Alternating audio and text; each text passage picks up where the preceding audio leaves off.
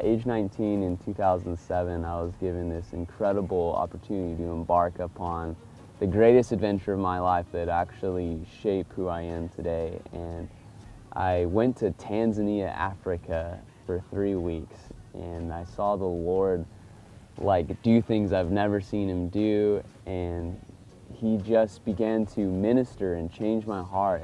I felt like it was as if I was wearing glasses, and he took the glasses off my eyes. It was really when I was confronting the poor. I was looking at the most poor and impoverished people I'd ever seen in my life, and you can read about it and see it in videos and things, but when you look face to face with something to that magnitude, it changes you.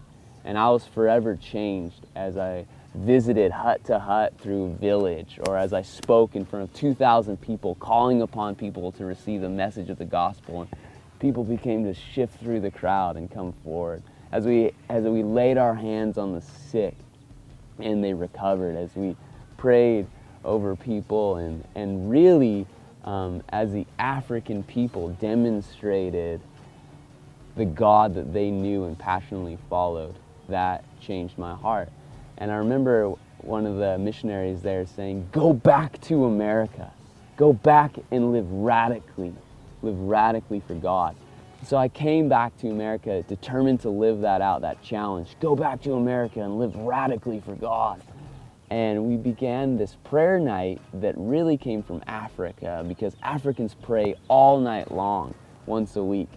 And we began this prayer night that just lasted an hour, 2 hours, and then it began to last 3 hours and longer, and then into the night, and then all night. And God's people in America began to sacrifice everything just to be in his presence and to value him and to meet with him.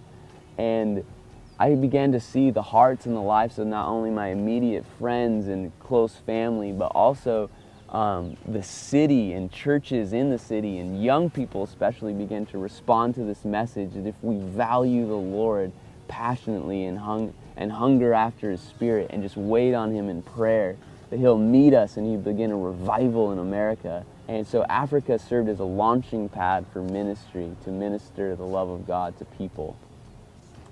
And so recently this opportunity and invitation has come up to go to Mozambique under the leadership of Iris Ministries and Heidi and Roland Baker, and to sit at a school that I may be further instructed in a third world nation how to confront poverty, but hopefully transform a region or a state or even a nation, to disciple a nation.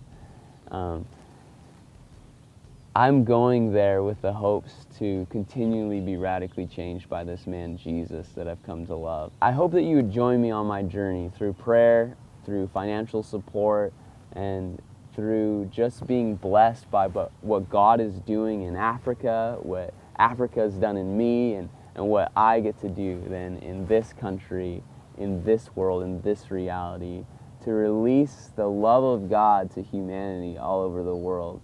So thank you for joining me on my journey. I hope you're extremely blessed by it. And we get to go together as the family of God to embrace what God is doing around the world, and then to come to wherever we're at, whether it be our job or our place, or wherever you're at even right now, you just get to minister the love of God by living under the influence of his Spirit. So thank you for just joining me on a journey, and may you be truly blessed.